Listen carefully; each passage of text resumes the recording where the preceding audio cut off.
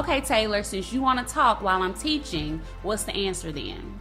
Cold called on a teacher on my team and she refused to answer. And I don't remember her exact words, but her tone felt really abrupt and dismissive, sort of like this. Hey y'all, welcome to my YouTube channel where we learn together, take action together, and reflect together. My name is Tamira and thank you so much for being here. This is another episode of the Becoming a DreamKeeper series, which is a journey for teachers who are committed to becoming more culturally relevant by developing their critical consciousness, their cultural competence, and their ability to advance student learning. Today, we are talking about the engagement technique known as cold calling. This topic was inspired by my local school district, which recently rolled out their literacy plan, highlighting cold calling as a high impact strategy for increasing student engagement.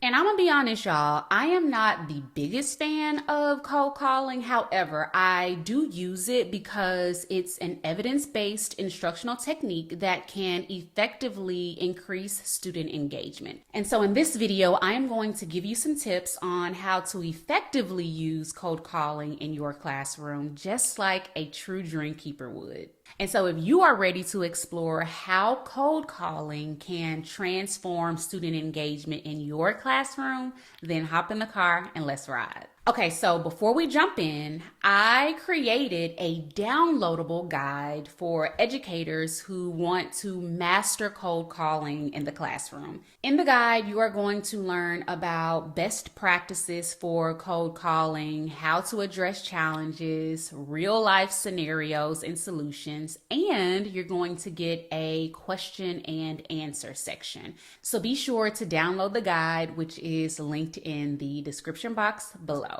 All right, so here is today's agenda. I am going to define cold calling. I'm going to highlight its benefits. We'll discuss the challenges and concerns, and then I'm going to share how to implement cold calling effectively. So what is cold calling? Cold calling is when a teacher randomly selects a student to answer a question or to join a discussion without prior warning. Rather than relying on the usual hand raisers, the ones that are like, oh, Miss Malone, I know the answer, pick me, pick me. The teacher cold calls on students randomly to keep everyone engaged and on their toes, encouraging active participation in class discussion and focus. There are several key benefits to cold calling, and some of them are increased participation. Cold calling boosts participation frequency, particularly for students who may not volunteer on their own. Improved comfort and engagement. And so in high cold calling environments, more students start participating voluntarily and their comfort level grows over time. This also helps them build communication skills. Another benefit is enhanced learning. Increased participation is linked to better learning outcomes. Cold calling enhances critical factors like preparation, participation, and comfort, contributing to greater student learning.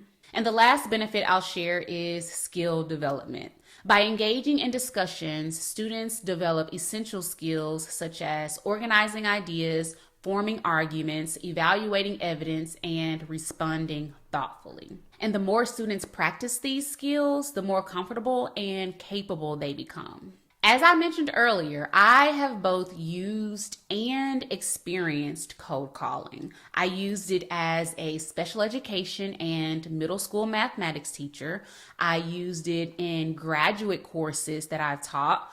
I've used it while leading professional development sessions for adults, and I used it in meetings that I facilitated. And most of the time, cold calling worked really well. Participants responded willingly and engagement increased. However, there were also moments when things did not go as planned. And I wouldn't say that these experiences were exactly negative, but the results didn't always meet my expectation. And so I am going to share 3 instances with you. One from my graduate course, one from a team meeting I led when I was a teacher, and one from my time teaching middle school math. And I'm sharing my experiences with both adults and children because I want to highlight that adults, just like students, don't always appreciate being put on the spot. And this is important to consider when we encounter students who may not respond as expected. And so the first experience that I'm going to share is when I was a team lead during a department meeting.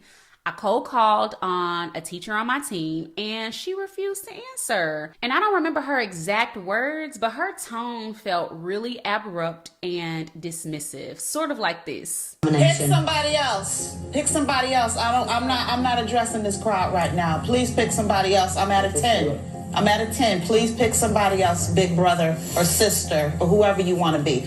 And I know that's dramatic, but in my mind, that's how she responded. And shout out to my friend Miss Fitzgerald who shares this video on her Instagram page. I always laugh really hard when I see it because I'm triggered. And you know, it wasn't just that my coworker declined to respond. It was how she did it that felt unnecessarily harsh. And you know, I thought I had cold called her in a friendly, inviting way. So her reaction just really caught me off guard. Another time I was teaching a graduate level course to teachers and I cold called on one of the teachers and she politely passed, asking me to call on somebody else, which was common in that course since we had established a norm that graduate students could pass on answering. But for the most part, most of them rarely passed. They would usually answer if they were cold called on.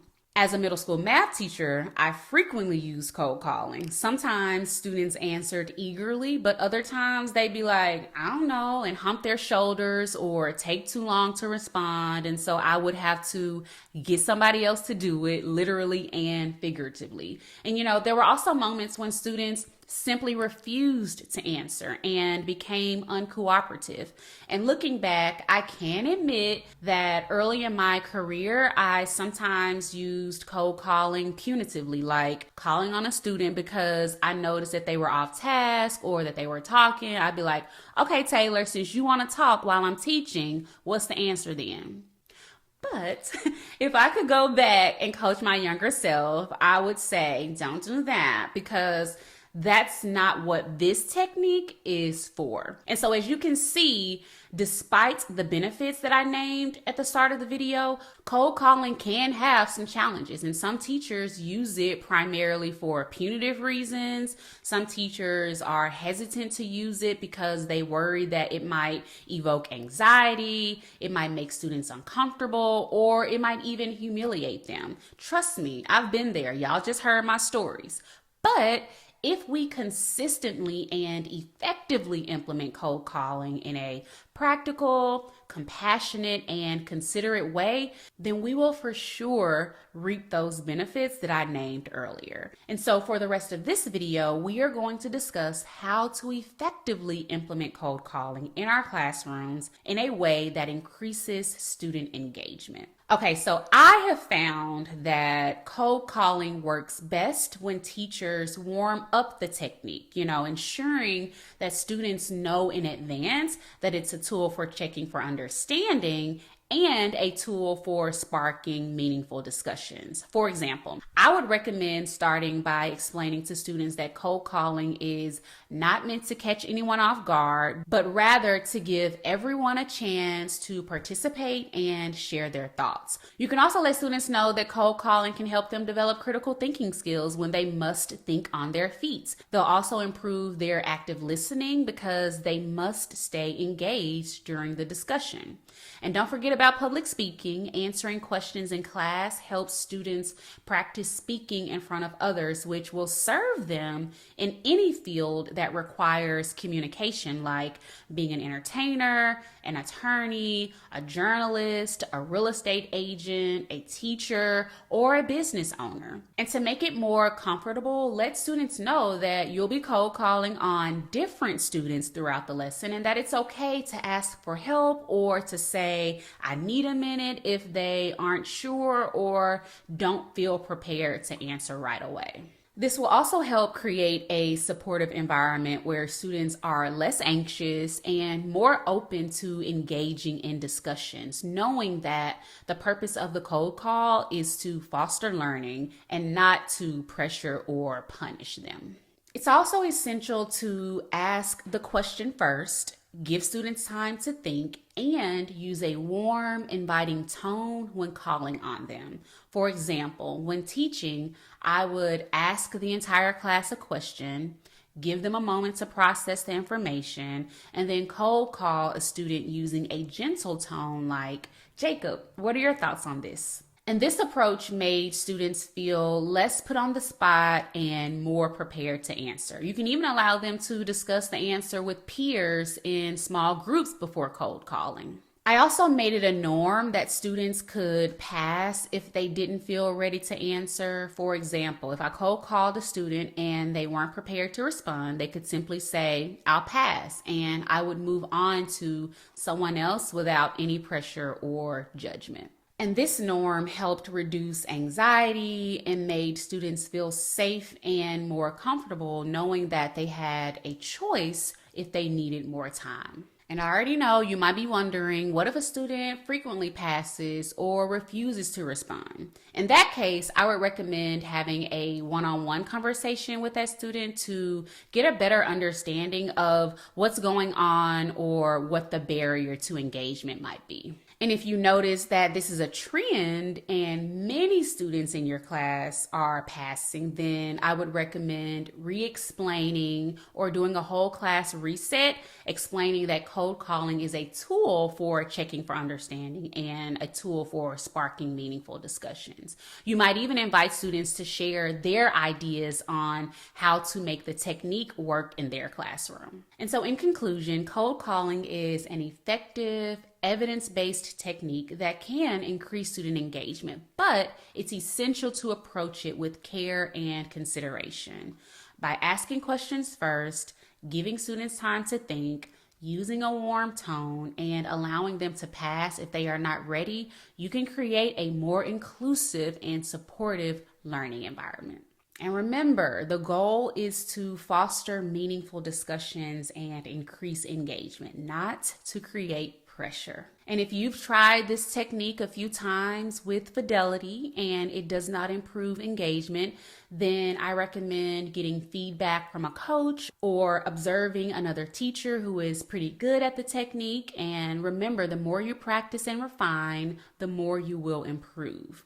And that's all I have for now, y'all. I would love to hear your thoughts. Do you use cold calling in the classroom? Let me know in the comments below how it's worked for you and what adjustments you've made along the way. Also, don't forget that I created a guide for educators who want to master cold calling in the classroom. In the guide, you'll have best practices for implementation, how to address challenges, real life scenarios and solutions, and you'll get a question and answer section. So download the guide again, which is linked in the description box. Thank y'all so much for being here. Remember to keep learning, keep taking action, and keep reflecting. I love y'all. Take care of yourselves, and I'll see you next time. Bye.